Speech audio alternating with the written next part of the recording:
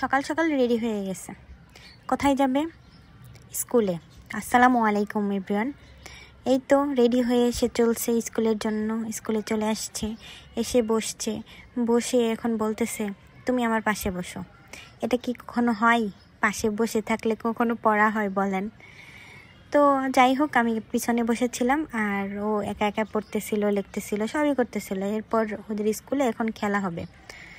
তো সামনে স্পোর্টসের জন্য প্র্যাকটিস চলতেছে। এই তো সবাই লাইনে দাঁড়িয়ে দাঁড়িয়ে একটা প্র্যাকটিসের জন্য, যে আমরা ছোটোবেলায় এটাকে পিটি বলতাম, ঠিক আছে? তো সেটাই সবাই করতেছে। ওই যে দেখা যায়, সেও স্যার যেরকম দেখাচ্ছে সেও সেমভাবে স্যারকে ফলো করতেছে। তো সবাই যখন জাতীয় সঙ্গীত গাচ্ছে তখন সে এদিক ওদিক তাকাচ্ছে, কারণ সে তো পুরোটা বলতে পারে না, তার তো থেমে যায়। তো আমরা ছোটোবেলায় এরকম যে বাতি জ্বলে নিভে এরকম করতাম, সেও করতেছে।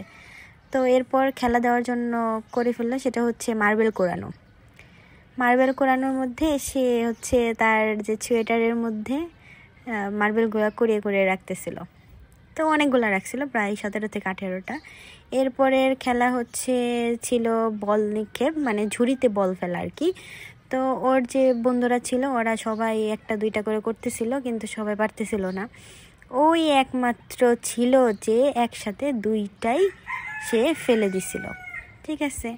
তো অনেক ছোট ছোট বাচ্চা, আসলে ওদেরকে তো আর বলা যাবে না যে কেন ফেলতে পারো না। তো এখানে আরেকটা পিচ্চি ছিল, ও একবার ফেলছে, এরপরে বলতেছে আমি আর ফেলবো না।